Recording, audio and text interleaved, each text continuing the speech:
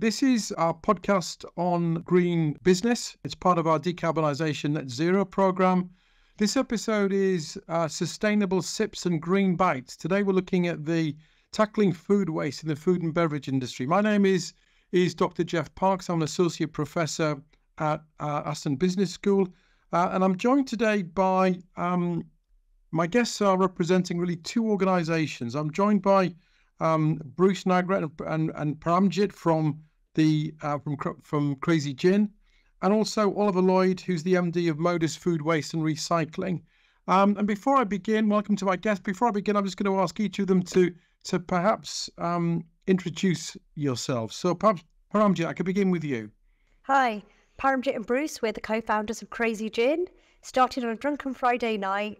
We're a gin brand that distills our British upbringing and Indian heritage together.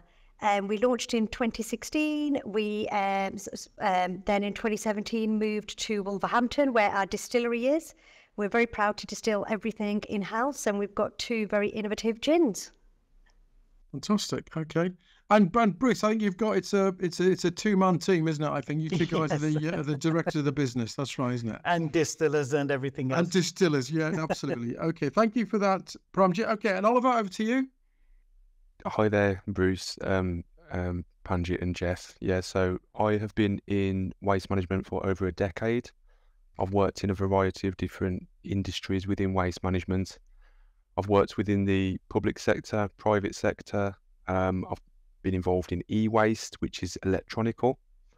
I've even helped a national charity with one of their outlets, sourcing some items they could reuse for resale. Predominantly, I've been working in food waste.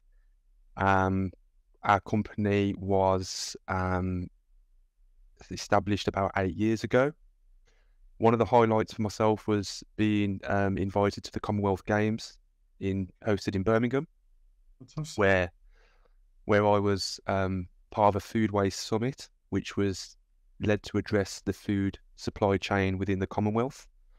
I was part of a closed group discussion with some of the delegates from different cities and countries within the Commonwealth.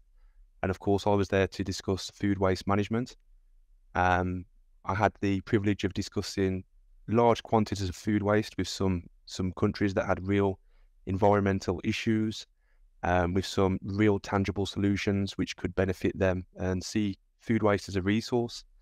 And this is kind of my goal within the West Midlands, is to turn food waste into a resource which can help our environment and communities. Fantastic. Thank you, Oliver. I mean, clearly, food waste is a real key issue for businesses, for organisations, for government, and it's one of the central topics within our decarbonisation programme. So what I'd like to do is perhaps kick off, and this is a discussion between the four of us, but I've got one or two topics here that I'd like to just talk to you about. The first one is about, I guess, really, it's about understanding what we mean by food waste. What are some of the prevalent misconceptions around food waste, particularly looking at the food and beverage industry, and also how significant is this as an issue, and how do you, when you dig around and look at what are the causes of food waste, what are those causes? And perhaps, I'll begin with Bruce and Paramjit. In your business, what do people misunderstand about food waste, and what are the key issues, and how do you identify the primary causes? I think for ourselves, coming into the industry, I think if you look from an outsider, you start thinking there's a lot that gets done. Because I think from a marketing perspective, everyone talks about being reducing the waste, being more efficient, energy efficient, and all these things. But when you kind of delve into it a little, it's not always the case. And I think it's about what's actually being done. For example, a lot of people say to us, why don't we use waste food products to turn them into products or drinks? The issue you then get around that is you can do that, but then you get inconsistencies. You then have to ask yourself, the amount of effort that you're putting in and the energy that's being used, is it actually extracting the right amount of flavor? Is it worth it? Or is it just better to start with actual products fresh from the beginning? So I think it's also about information sharing. I think, unfortunately, a lot of people are scared to share information, as that may be a way that they'll fall behind and everybody will play catch up. And I feel like that's something that just needs to be kind of, people need to be a bit more brave and share knowledge. Share knowledge. There's so much knowledge out there. I mean, we don't even have to go far now. You can use AI to help search papers. The world's a small place with the internet. So we can kind of look, and again, industry, sorry. So instead of just being kind of almost tunnel visioned just within food and drink, well, what's food and drink? Are you talking about restaurants? Well, restaurants could look at manufacturing businesses. How are the larger businesses doing things? How can you leverage products that they make to reduce you making everything in-house? It's a great story. It's very romantic. And I think if you're going for a high-end cocktail bar or a high-end restaurant, you kind of almost want them to put in the effort to do things. But on a bigger scale, it's, but in a kind of beverage business, I mean, what are the primary causes of food waste? I mean, is it packaging? Is it energy? You know, is it raw materials? You know what I mean? What are the major primary causes of food waste? I think it's a combination of things, because there's so many little parts of it. One is, I think a lot of people think about, if you want to reduce food waste, look at reusing food that's already been used once. But we also can look at the raw ingredients that we're using, from the sustainability of them, looking at the supply chain there. Then it goes all the way down to when you're going out for a meal and you're having a drink. A garnish can add aroma, and 90% of what you taste is through the nose. But how much garnish do you really need, and what's happening with it? Is a lot of it going in the bin? So there's lots of, I think, across the chain, there's something at every single step. Okay, so there's not one big win here, is there? I think it's kind of, there's a lot of smaller items. And just quickly touching upon, when it comes to like production like ourselves, it's about optimizing. So for example, when the people that were making our product first, when we first launched, we had no background in this, but it was a case that they were using over 22 kilos of ghee per 200 bottles. They were using a mash process, so that's where you get all the ingredients and distill in one go. And it was very costly. It was a lot of ingredients that we used. Once we started to delve into ourselves and learn everything ourselves, we went from 22 kilos of ghee down to 2 kilos of ghee, which is a significant saving. Instead of distilling a mash where you're now up against time to distill, because we have yogurt and other perishables, it was a case of we now brought that down by at least to a third of what was being used. And you're thinking immediately, first, that's helped us on the cost side, but secondly, huge saving in food waste. So I think it's just about people being smarter on optimizing. And that's interesting. I mean, Oliver, I mean, I think from Project and Brewster, I mean, I think it's about understanding the processes and really trying to identify the different elements of food waste in the overall supply and production chain.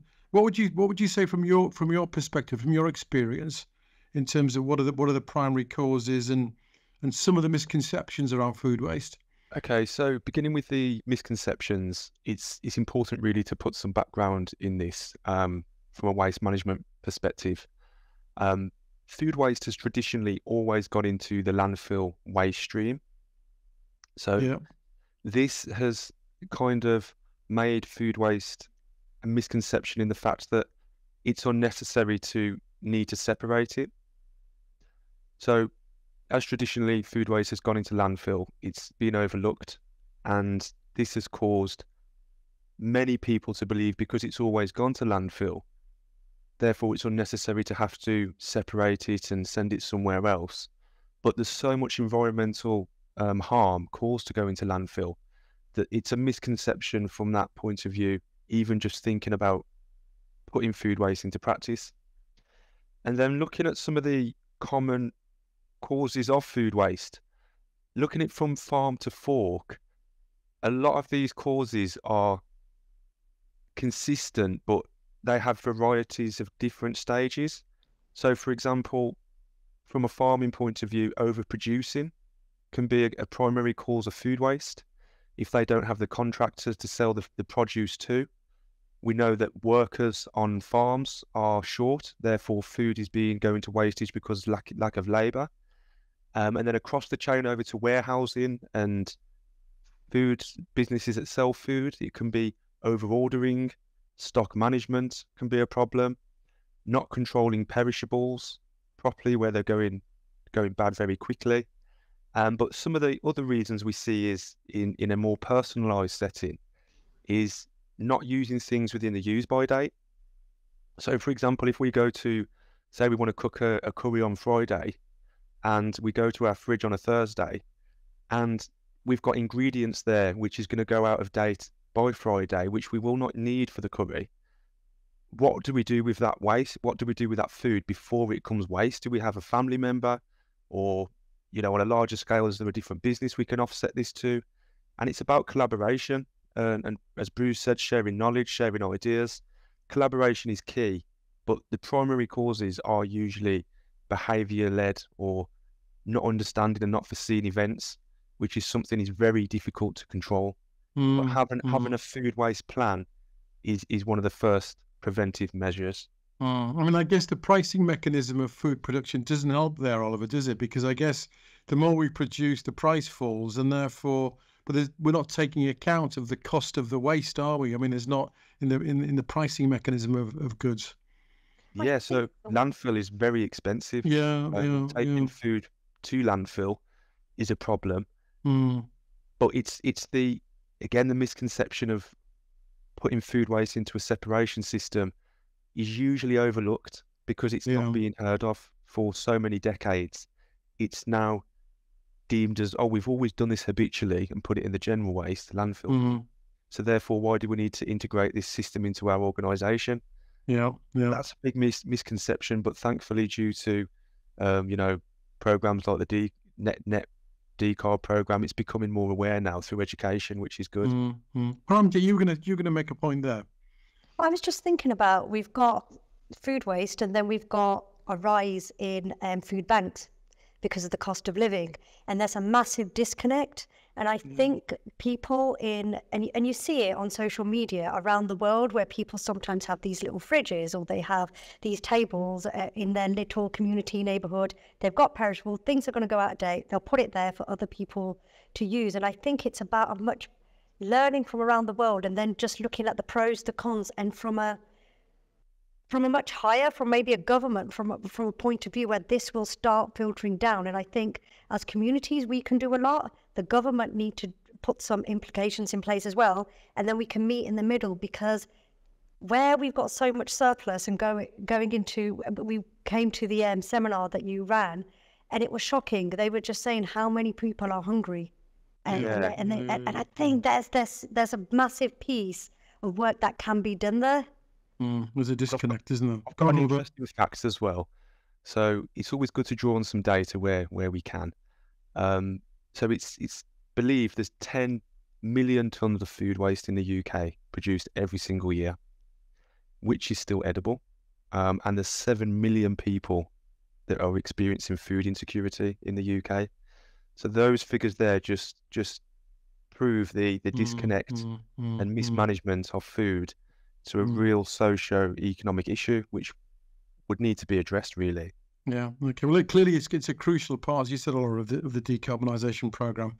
I mean, just if I can take us on to sustainable practices. I mean, you guys are, I mean certainly, Bruce and Paramjit, you are, a beverage producer. I mean, in terms of how do you operationalise sustainable practices in that kind of context? How do you actually do it? How do you recognise what you can do to minimise waste, and how do you operationalise it in the business? How do you do that? I think from over the years, especially with the gin production, we've always tried to optimize as far as we can. Because obviously you got certain processes. When our first lassi gin was made, there's only so much that we could do before you start to affect flavour. And with a product that's already in the market, we can't have that happen. But then any products that we made since, so for example, our chai gin, it was a case of how do we optimize that? Okay, where are the So when we look at ingredients and extraction, it's like, okay, how can we do it so we're not overdoing things? So it's like, where's the optimal point? Okay, now we got the optimal ratios that we've got. Okay, how do you optimize our equipment? So we were fortunate when we bought our equipment. So we use rotary evaporator, which is lab equipment that helps you distill under vacuum, which essentially means you can boil at low temperatures. So we can boil things like yogurt or fresh herbs, but it retains flavor. And the beauty about that equipment is it's all under vacuum and it's all fairly energy efficient. So it's about, okay, let's make sure that we optimize how, every time we distill, we make records and we find out, okay, what is the absolute optimum? That doesn't mean the fastest, and it doesn't mean take forever to do it. It's about storing the data on you, understand the data. Save that data, and then it's about, okay, that's how we've optimized the energy side. From the waste point, it is, let's say when we're doing cocktails, we're making our subscription cocktails on the go. It's about, okay, do we need to use fresh perishables? Are there extracts that we can use? Where they're still natural, you still got things like citric acids, malic acids, where you can create that sharpness, the sourness, instead of using fresh produce. It's still the same compounds that you're getting, but it also means you now have a shelf life. It also means on a huge industrial scale, manufacturers are out there extracting these flavors, optimizing them. So as part of their businesses, they have to be optimized. As part of their businesses, they do reduce the waste. So why try to make the product that we can get off the shelf ourselves? Because it will be an inferior quality. It won't have a shelf life. So it's about identifying those parts. It's funny because people would sometimes say to us, you use yogurt, you use ghee, why don't you make it at home? And we're like, the energy cost, the raw labor, it doesn't make financial sense. And the consistency in flavor. And also it's about asking questions. So when we first started the business, someone else used to distill for us. And it just shows you how naive we were as well. We did not question the process. We wanted this product. They made it for us. And it's only when we took the recipe off them, they were using one specific type of yogurt that you could only buy in one market in London. And that was not sustainable. That wasn't going to make sense. So everything got questioned. And because unlike, Oliver, you were talking about the perishables and food and the fridges, with our ingredients, they're not going to go off. And once you've made an alcohol, it's not going to say within 7 days it's going to go off. So when we are looking at any research development or any cocktails or anything, we're very much mindful, whatever we're using, what's going to be the shelf life of it, and what are we going to do with it if it doesn't sell? So that's always at the forefront of any new products that we're thinking of. And I think just to quickly touch on outside of just the ingredients, I think packaging is a big thing. So when we just touch outside of the food waste element, when you're looking at packaging, I think there has been a shift over the last few years where we're now finding brands like Flexi Hex who make an amazing hexagonal kind of cushion packaging, which is all 100% recyclable. It's all card. And it also creates a nice kind of end presentation for a customer. Whereas when it comes to the tray, but there is also a price that comes in. Okay. But it means we're not having to create an extra sleeve. We're not having to do extra things. We're not having to use card where it's treated with inks or foiling or something that can't be recycled.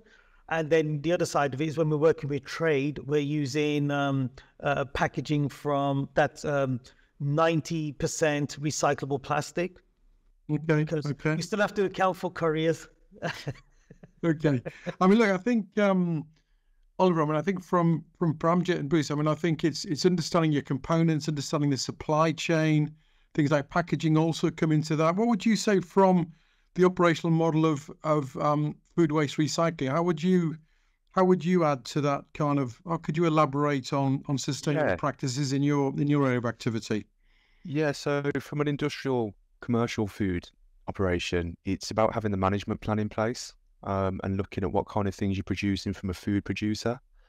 If you are a wholesaler, it's about storing products, and there are times accidental things happen, such as labeling can be incorrect, which then deems the product unusable. So it's about having the food waste management plan in place where things can be collected swiftly from a company to come and remove the food waste. From our point of view, when we are auditing food at an organisation, we're always on the key to mitigate food waste. I know it sounds maybe contradictory as a food waste company looking to remove food waste from our customers' operational point of view, but we want to educate and improve the food system. We're not just about collecting food waste and turning it into energy, which is a big thing that we do. We look to educate the customer, educate the organisation that we work within, look for available food that can be redistributed before it has had the opportunity to actually turn into waste. There's so many organisations which we work with and collaborate with in the West Midlands that can take food off our hands and redistribute it to people who need it. And that's one of the big sustainable factors that we try and implement across any organisation it is that we work with. There's always going to be opportunities to reduce and distribute, and I think that is a big thing that we work towards in our company. Yeah, look, I mean, I think that kind of takes me on to our next topic, I think, because obviously, you know, it's headlines in news and government policy is trying to tackle this agenda towards moving towards net zero and the challenges of moving towards net zero.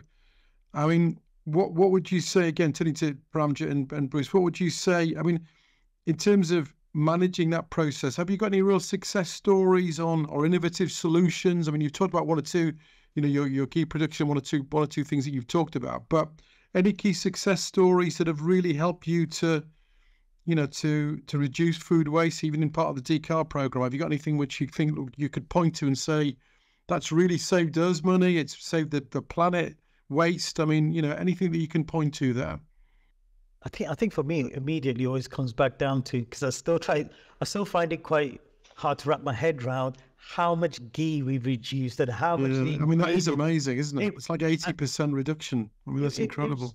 It just made it actually viable as a product. I mean, we started this more as a passion project, and then it was like, wow, is this actually sustainable? When you realize what can be achieved just through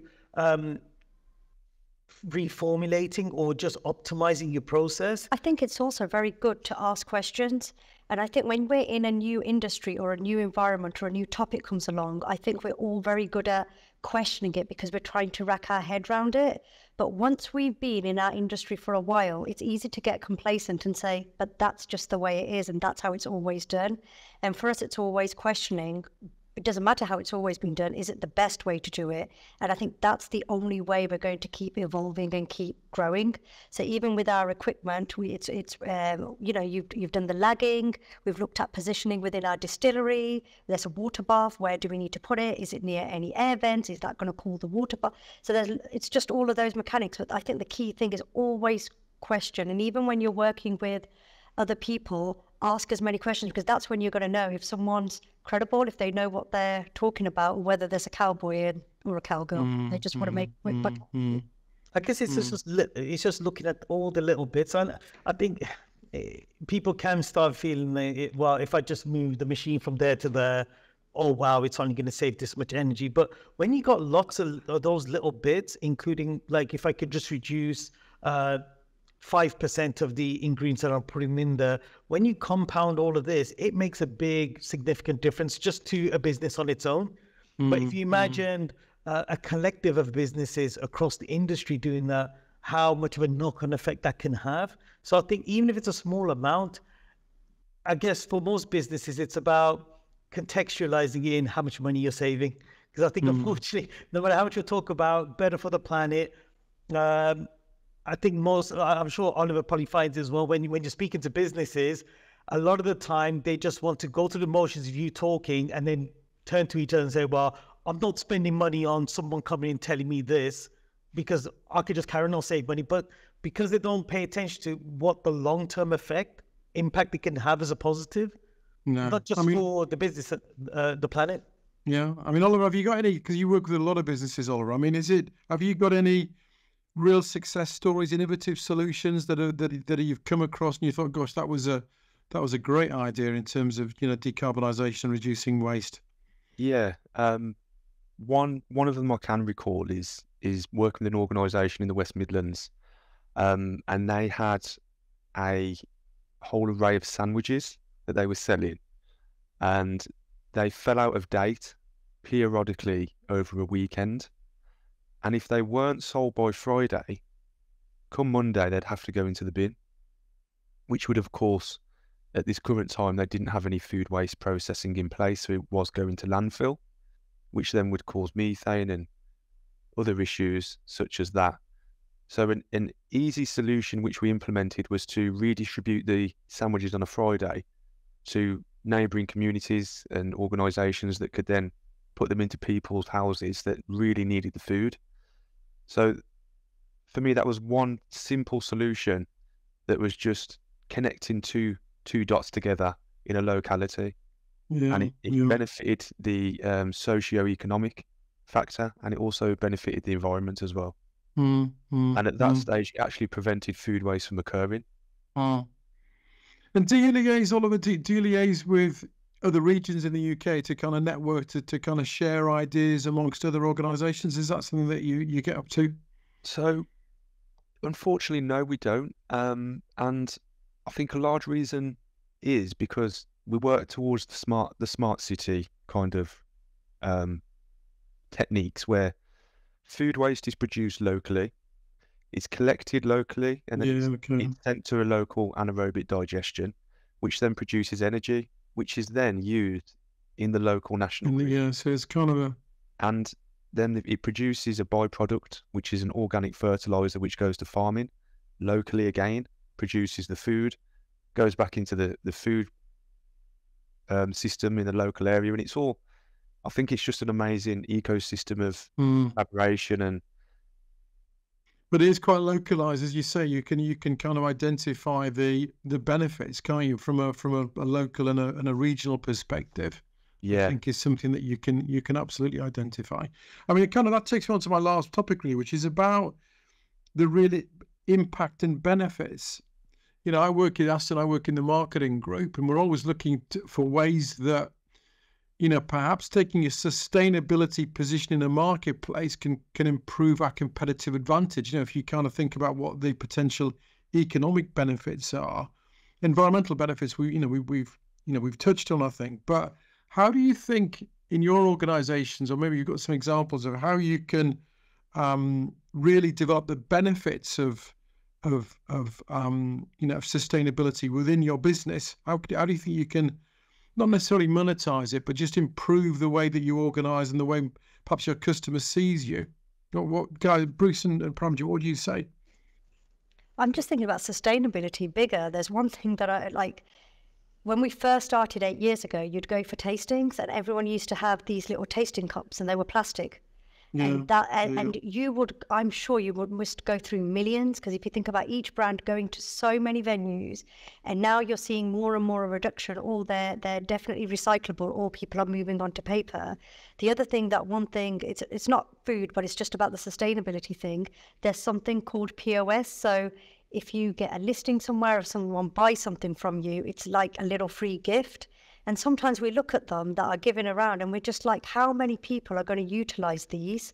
And how many of these, it could be a bottle opener, it could be a coaster, and how many are just going to go into landfill because it's tap and people don't want it? So it's about being mindful about how can you have a long-lasting impact with your customer by giving them something that they're going to be able to use, and something that's just not going to go into landfill.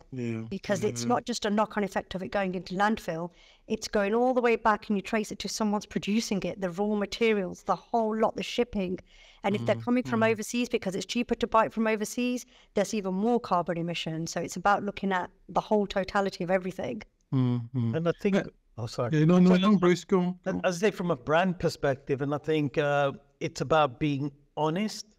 So it's not about promising things you can't do. So we sometimes come across people saying, oh, we can guarantee zero carbon delivery. Well, I'm not sure how you can guarantee that across the UK. It's about, oh, we're fully sustainable, or we're this, or we're that. All our products have, or packaging is 100% biodegradable. It's like, is it really? It's about what are the things that you can actually put your kind of flag in and say, no, that's what we stand for.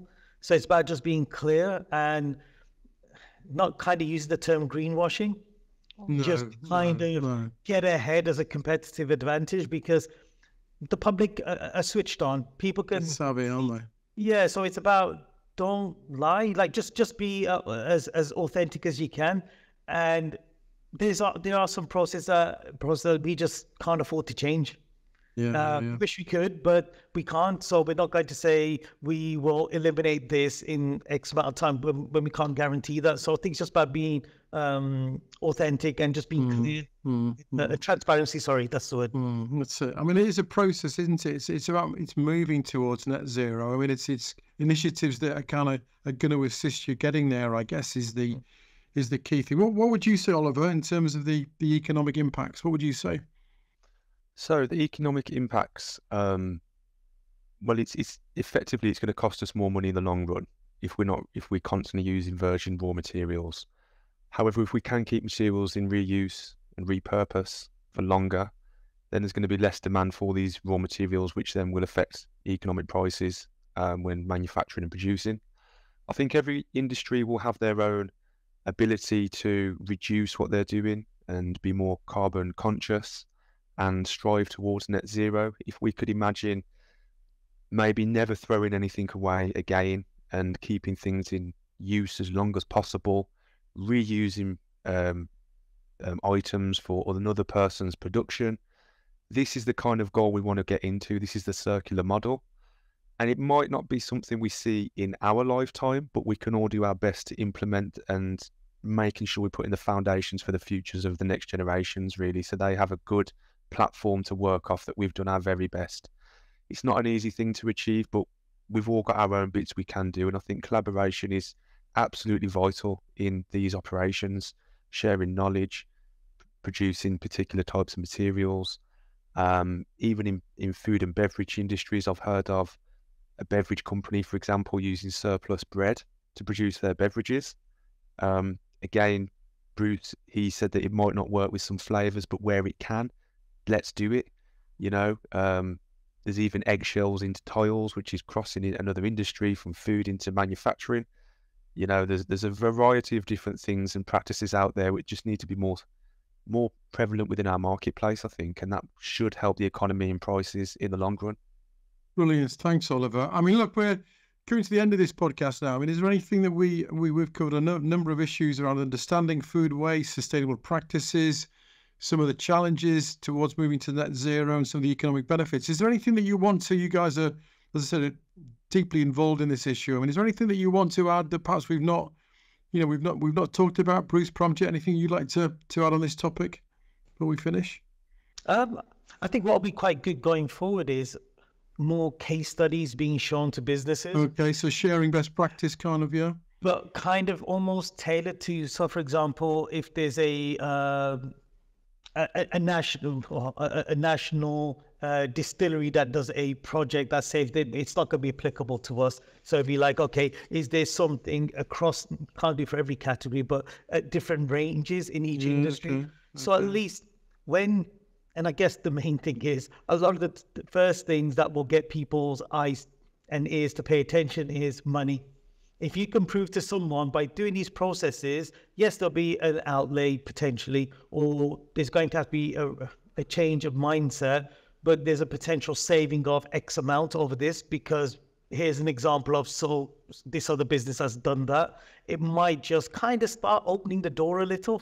I think also education is key. We've got a 5-year-old, so already the conversations we're having with him are very different to the conversations my parents had with me growing up. So there's something about longevity as well. There's something that we need to do in the here and now, but then there's other seeds that we're planting with that younger generation as they're growing up about what their shopping habits are, how they see things, buying stuff in surplus, whether it's clothing. There's so much, the whole lot. It's just about, it's that mindfulness. Okay, thanks, Bruce and Pramjit. Oliver, anything you want to add just as a final? Yeah, I think our behaviour and mindset is a good place to begin with, and we just have to hate waste in all its forms, really, and just be really passionate about changing things and helping others and just making use of our resources in the planet as long as we can. And Brilliant. Yeah. Okay. Thanks, Oliver. So look, it just leads me to say, Bruce Pramjit from Crazy Gin, nice to see you guys again. Thank you for your contribution today.